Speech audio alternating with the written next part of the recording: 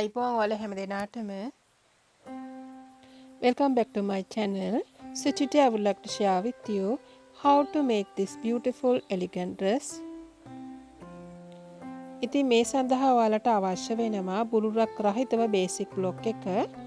ඉතින් ඔයාලා තවමත් මේ වීඩියෝ එක බලලා නැත්නම් ඔයාලා basic block එක කොහොමද හදාගන්නේ කියලා දන්නේ නැත්නම් ඔයාලට පුළුවන් මේ වීඩියෝ එක මුලින් බලලා ඊට පස්සේ මේ වීඩියෝ එක follow කරන්න.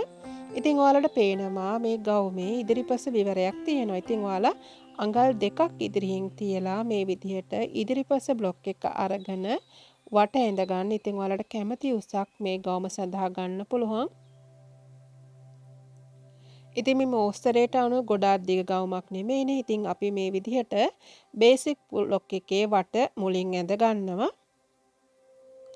ඊට පස්සේ ඔයාලට පුළුවන් මේ ඩාට්ස් මේ විදිහට මාක් කරගන්න.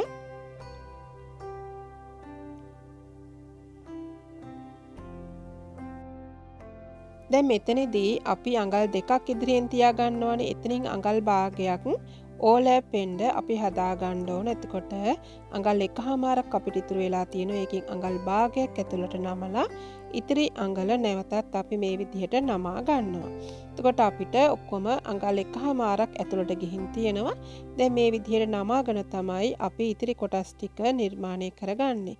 ඉතින් මම අංශ ඩාට් එකත් ඊන ඩාටයත් මේ විදිහට නිර්මාණය කරගෙන තියෙනවා. ඉතින් මේ බේසික් බ්ලොක් එක හදා ගන්නකොට අපි පොදුවේ දීලා තියෙන්නේ ඉන ඩාට් එකට අඟලයි අංශ ඩාට් එකට අඟලයි. ඉතින් මේ විදිහට ඔයාලා ඉදිරිපස හරස් මෙන්න එහෙමත් නැත්නම් ඔයාලගේ උරහිස මුදුනේ ඉඳලා අඟල් 4ක් හෝ 4/4ක් පහලින් රේඛාවක් ඇඳලා ඒ රේඛාව මත අඟල් 1/2ක් මේ විදිහට මාක් කරගන්න. ඉතින් සම්පූර්ණ තිරස් රේඛාවක් ඇඳ ගන්නත් පුළුවන්. එහෙමත් නැත්නම් මේ විදිහට මාක් එකක් දාලා 1/2 ලකුණු කරලා ඊට පස්සේ මූලික අත්කටේ ඉඳලා නැවත අඟල් 1ක් පහළට ලකුණු කරගන්න ඕනේ. දැන් අපි මේ විදිහට අත නිර්මාණය කරනවා. දැන් ඔයාලට ඉදිරිපස කරගැඹුර ලකුණු කරගන්න ඕනේ. ඉතින් ඔයාලට කැමති කරගැඹුරක් ගන්න පුළුවන්. මෙතනදී ඔයාලට අඟල් 6ක් 7ක් වගේ ගන්න පුළුවන්. මම අඟල් 7ක් අරගෙන තියෙනවා. ඊට පස්සේ ඔයාලට මේ දැන් රැගලන් හැඩය ඇඳලා තියෙන ස්ථානය මේ විදිහට හරි මැද හොයලා ඊට පස්සේ ඔයාලට මේ ප්‍රින්සස් ලයින් හැඩය මතු කර ගන්නත් පුළුවන්. එහෙමත් නැත්නම් මේ අපි 1/2 ලකුණු කරගත්ත තැන ඉඳලා අඟල් 2ක් පමණ ඔයාලගේ දකුණු පැත්තට ලකුණු කරලා ඒ කියන්නේ අංශයට පැත්තට ලකුණු කරලා 2ක් හෝ 2/2ක් මෙහෙම ලකුණු කරගන්නත් පුළුවන්. ඊට පස්සේ අපි අංශ ඩාටයත් ලකුණු කරගෙන තියෙනවා. දැන් අපි මේ විදිහට රූල තියාගෙන මේ ඩාට් එක කැපිලා යන ආකාරයට අපි ඇදේට තමයි රූල තියාගන්නේ. ඉතින් ඩාට් එක හරහා අපි රූල තියාගත්තා මේ ඩාට් එක නවතින ස්ථානය කියන්නේ අපිට ගවුමට අවශ්‍ය කරන උස තැන අපි ලතර කරගන්න ඕනේ. ඊට පස්සේ අපි මෙතන හැඩය ලකුණු කරගන්න ඕනේ. එතකොට මෙතනට අපි අරන් තියෙන අඟල් 5ක් තියෙනවා ඒ ලයින් හැඩයට. එතන ඉඳලා මම ඒ අඟල් 5ම මෙතෙන්ට දාලා තිනවා. එතකොට අපිට මෙතන අංශයෙන් ඒ ලයින් හැඩය ටිකක් වැඩිපුර තමයි එන්නේ. ඒක ඔයාලට අඩු වැඩි කරගන්න පුළුවන්. ඊට පස්සේ අපි මේ විදිහට උසම අංශයේ උසම හරියටම මේ විදිහට මාක් කරගන්නවා. ඒ කියන්නේ පහළ වාටි ඉඳලා අඟල් 1ක් හෝ 1/2ක් එක තීරණය වෙන්නේ ඔයාලා ගවුම උස්සට ගන්නවා නම් ගොඩක් ඒ ලයින් හැඩය වැඩි වෙනවා. එතකොට ඔයාලා උස්සන ප්‍රමාණය වැඩි වෙනවා. ඉතින් ඔයාලා ගන්න ඒ ලයින් හැඩයට අනුව එතනින් අඩු කරන ප්‍රමාණය වෙනස් වෙනවා.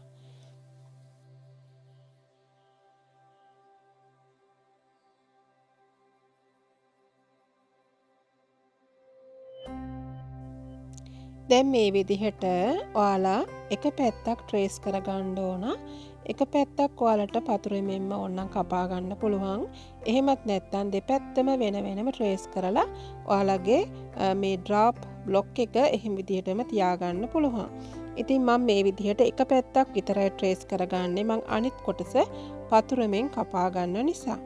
දැන් ඔයාලට ප්‍රධාන බ්ලොක් එක පරිස්සමට තියාගන්න අවශ්‍ය නම් ඔයාලේ පතුරම ඒ විදිහට තියාගෙන ට්‍රේස් කරලා ගන්න පුළුවන්.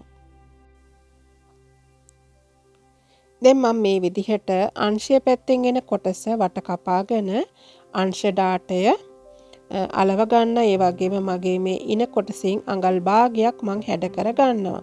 ඒක සාමාන්‍යයෙන් අපි ඉන හැඩ කර ගන්න ඕනනේ. ඒ කොටස තමයි මම මේ විදිහට අලව ගත්තේ. දැන් අංශයනුත් මේ විදිහට ඩාට් එක වහ ගන්නවා. දැන් අපිට ලස්සන හැඩයක් ඇවිල්ලා තියෙනවා අපේ ගවුමට. දැන් අපිට අවශ්‍ය වෙනවා අපේ අත් කොටස නිර්මාණය කරන්න. ඊට පස්සේ අපිට අවශ්‍ය කරන ඉතිරිපස අනිත් කොටස පතුරුමෙන් කපලා ඉවත් කරගන්න පුළුවන්. ඉතින් ඔයාලට පේනවා මෙතන රැග්ලන් නතක් තමයි දාලා තියෙන්නේ. හැබැයි පෆ් වෙච්ච රැග්ලන් නතක් තමයි තියෙන්නේ. ඉතින් ඔයාලට කැමති අත දිගක් ගන්න පුළුවන්. සාමාන්‍යයෙන් අඟල් 8ක් වගේ අපි ගත්තොත් මේ විදිහට අපි අත ලකුණු කරගන්නවා. ඔයාලගේ අත් වට බෙදීම දෙක එකට එකක් එකතු කරලා ඊට පස්සේ මම මේ විදිහට අඟල් 5ක් ලකුණු කරගන්නවා. ස්ලීව් ඕපන් කියලා මම මෙතන ගත්තේ අඟල් 8ක් එනවා. ඒක දෙකට බෙද්දාම 4යි. ඒකට එකක් එකතු කරලා මම අත වට විදිහට ගත්තා. අත දිග විදිහට අඟල් 8ක් ගත්තා. ඉතින් මේ විදිහට ඔයාලට මතක ඇති මම මගේ මූලික අත් කටින් අඟලක් 15ට ලකුණු කරගත්තානේ. ඉතින් ඒ විදිහට අත හැඩය ඇඳගත්තා.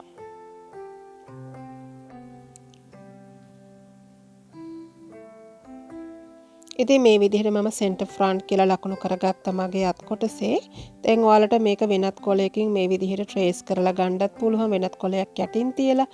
එහෙමත් නැත්නම් මේක කපා ගන්නත් පුළුවන්. ඉතින් ඔයාලට මේ බ්ලොක් එක පරිස්සමෙන් තියාගන්න ඕන නම් ඔයාලා මේක ට්‍රේස් කරලා වෙනත් කොලයක් යටින් තියලා ගන්න පුළුවන්. එහෙමත් නැත්නම් පතුරෙන් කපා ගන්නත් පුළුවන්.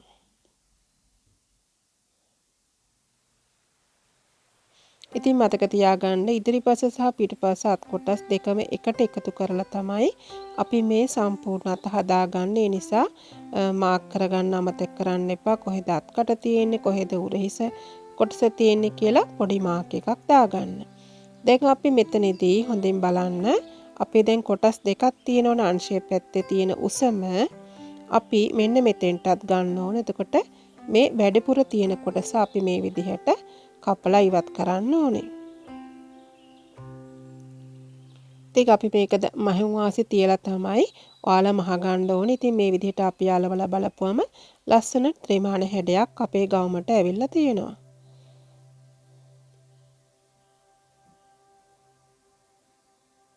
ඉතින් මෙතනදී ඔයාලා හිතනවා නම් ඔයාලට ඒලන් හැඩේ වැඩි කියලා ඔයාලට ඕන නම් අඩු කරගන්න පුළුවන්. ඉතින් මේ විදිහට ඔයාලා හිතනවා නම් වැඩි කියලා මේම ලකුණු කරන්න. මෙතනදී අපි මේ පෙරමැද පැත්තට ගත්ත ඒ තියෙන ගානම අඟල් 5ම මෙතෙන්ටත් දීලා ඔයාලට ඕන නම් මේ A line හැඩය අඩු කරගන්න පුළුවන්. ඒක ඔයාලගේ කැමැත්ත අනුව ඔයාලගේ රෙදි තියෙන ප්‍රමාණය අනුව ඒක වෙනස් කරගන්න පුළුවන්. ඉතින් මෙතනදී වෙනස බැලුවොත් අපිට අඟල් 3ක් වගේ තියෙනවා. ඉතින් ඇත්තරම ලස්සනයි මේ ගවුමට. අපි මේ මෝස්තරේට අනුව මේ විදිහට මෙහෙවුවොත් ගොඩක් අලංකාරයි. ඉතින් අපි බලමු අපේ පිටුපස කොටස කොහොමද නිර්මාණය කරගන්නේ කියලා. ඉතින් මේ විදිහට ඔයාලා පිටුපස නිර්මාණය කරනකොට මැද නැම්මකට තමයි ගන්න ඕනේ. ඉතින් මූලික පතුරම ආධාරයෙන් තමයි අපි මේක නිර්මාණය කරන්නේ. අමතක කරන්න එපා ඉදිරිපසට වගේම ඔයාලා මූලික අත් කටින් අඟලක් 15ට දාගන්න ඕනේ. ඒ වගේම ඔයාලා මේ විදිහට පිටුපස ඩාට් එක ලකුණු කරගන්න පුළුවන්. මෙතනදී මම මේ කෙලින් ඉරක් ඇඳගත්තට අපි එතනින් මේ විදිහට කපන්නේ නැහැ. ඉතින් මේ විදිහට පිටුපස හරස් මිනුමෙන් එහෙම නැත්නම් උරහිස මුදුනේ ඉඳලා අඟල් 4ක් හෝ 4මාරක් පහළට ලකුණු කරලා එතෙන් සිට මේ විදිහට අඟල් 1මාරක් ඔයාලට ඇතුළට ලකුණු කරගන්න පුළුවන් අපේ වම් අත පැත්තට. ඊට පස්සේ ඔයාලා පිටුපස කරගැඹුර තීරණය කරන්න ඕන. ඔයාලට අඟල් 4ද 5ද 6ද 7ද කැමති ප්‍රමාණයක් ගන්න පුළුවන්. මෙතනදී මම අඟල් 4ක් වගේ ගන්නවා. ඊට පස්සේ ඔයාලට පුළුවන් මේ විදිහට ඉහළට තව රේඛාවක් ඇඳලා ඔයාලගේ අත මේ විදිහට අපි ඉස්සල්ලාම ලකුණු කරගත් අත් කොටස තියෙනවනේ. ඒ අතේ දිගම පිටුපස්සටත් ගන්න ඕනේ. ඉතින් ඔයාලා මේ විදිහට පිටුපස්සටත් ඒ අත දිගම ලකුණු කරගන්න පුළුවන්. ඊට පස්සේ ඔයාලට පුළුවන් මේ විදිහට හැඩ කරගන්න.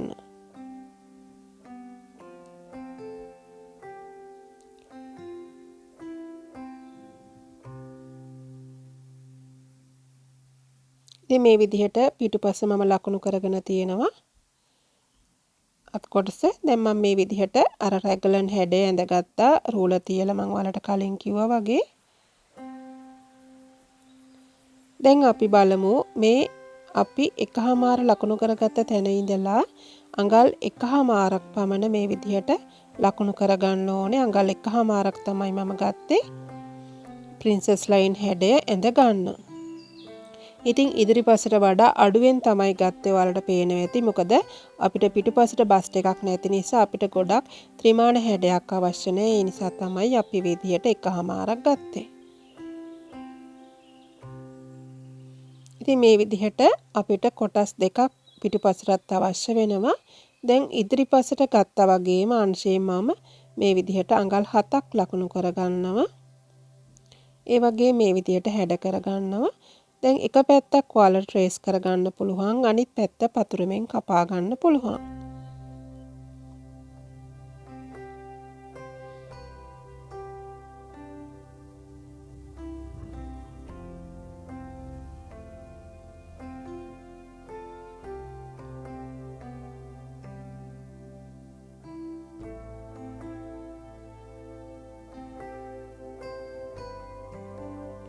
ඉතින් මේ විදිහට අංශය පැත්තේ කොටස මම කපා ගන්නවා. ඔයාලට මතක ඇතිනේ ඉදිරිපසිනුත් අපි ඉන හැඩ කරගත්තා. ඉතින් ඒ ආකාරයටම පිටුපසිනත් හැඩ කරගන්න අමතක කරන්න එපා.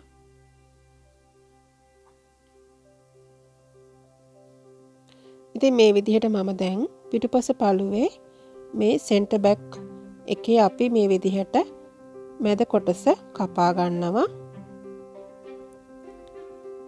ඒ වගේම ඔයාලට මතක ඇති අපි ඉදිරිපසත් මේ විදිහට හැඩ කරගත්තා අංශයට සමානව. දැන් මෙතනදී අර මං කලින් කිව්වා වගේ පිටුපස මේ පැත්තත් අඟල් භාගයක් අඩු කරගත්තා.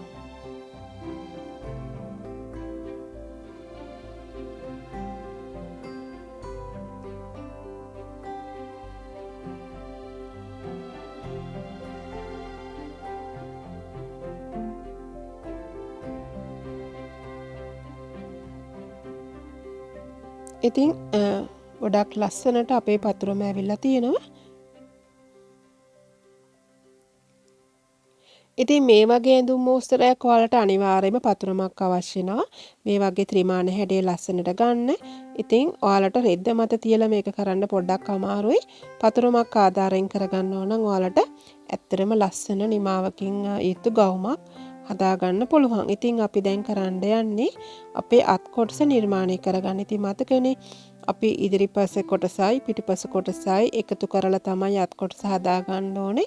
ඒ වගේම මෙතනදී ඔයාලට පේනවා ලොකු රැලි ප්‍රමාණයක් දීලා තියෙනවා. ගොඩක් ෆෆ් වෙලා තියෙනවනේ. ඉතින් ඒ නිසා ඔයාලට මේ විදිහට එක කොටසක් මුලින් අලවගෙන වෙනත් කොලයක මේ අවස්ථාවල රෙද්ද මත එකපාර කරන්න පුළුවන් මේ පතුරම පාවිච්චි කරලා. ඊට පස්සේ අඟල් 8 සිට 10ක් තමයි මම මෙතන ගන්න. ඔයාලට ඒක අඩු වැඩි කරගන්න පුළුවන්. ඊට පස්සේ අනිත් කොටසත් මම මේ විදිහට අලව ගන්නවා අනිත් පැත්තෙන්. ඉතින් ඔයාලා රෙදි ප්‍රමාණය වැඩිපුර තියෙනවා නම් ඔයාලට පුළුවන් මේ අතර දෙන රැලි ප්‍රමාණය වැඩි කරගන්න. ඒ වගේම ඔයාලට පේනවා මේ අතට ඉලාස්ටික් එකක් ගිහින් තියෙනවා ඉහළටයි පහළටයි. ඉතින් ඔයාලා මේ විදිහට ඉලාස්ටික් එකක් දාන්න අවශ්‍ය නිසා ඉහළටත් අතේ ඉහළටත් මේ මැහුම් වාසි තියා ගන්න ඕන. ඔයාලා දාන ඉලාස්ටික් එකේ පල්ලට වැඩිපුර තමයි ඉලාස්ටික් එක අපි දාන්න මැහුම් වාසි මේ විදිහට වැඩිපුර තියා ගන්න ඕනේ. ඉතින් අඟල් භාගයක වගේ ඉලාස්ටික් එකක් පල්ලක් දානවා නම් ඔයාලා අඟල් 1/2ක් වගේ තියාගන්න අමතක කරන්න එපා. ඉතින් මේ විදිහට අත් කොටස හදාගෙන තියෙනවා. ඉලාස්ටික් දාලා තමයි ඔයාලා මේ ගවුමට අත අල්ලගන්නේ. ඉතින් ඉලාස්ටික් දාන්න නැතුව අල්ලන්න යන්න එපා. ඉලාස්ටික් දාලා තමයි අත් කොටස ගවුමට අල්ලගන්න ඕනේ. ඉතින් මේ තියෙන්නේ මම අතට තියාගත්ත වැඩිපුර මෙහුම් වාසි. ඒක තමයි මෙතනදී මම නමලා පෙන්නුවේ. ඉතින් මේ විදිහට ඔයාලගේ පිටුපස්ස කොටසත් ඉලාස්ටික් එක දාලා මේ විදිහට පිළිවෙලට මහ ගන්න පුළුවන්. ඉතින් හරියට පරිමාණයට කපා ගත්තොත් ලස්සන නිමාවකින් යුතු මේ ප්‍රින්සස් ලයින් ගවුම ඔයාලට නිර්මාණය කරගන්න පුළුවන්. ඉතින් අමතක කරන්න එපා මේ channel එක දිගටම කන්ටිනියු කරන්න. ඔයාලගේ උදව් මට අවශ්‍ය වෙනවා. ඉතින් යාළුවොත් එක්ක share කරලා මට උදව් කරන්න. ඒ වගේම තවමත් subscribe කරලා නැත්නම් subscribe කරන්න. ඉතින් ඔයාලට ලොකු දැනුමක් මම නිතරම අරගෙන එනවා. ඉතින් ඔයාලගේ සහයෝගය මට අවශ්‍ය වෙනවා. ඒ වගේම ඔයාලට වැඩිදුර හොඳට ඉගෙන ගන්න අවශ්‍ය නම් ඔයාලට පුළුවන් online classes වලට සම්බන්ධ වෙන්න. Thank you so much for watching this video. See you with another valuable video. Till then, take care. Bye bye.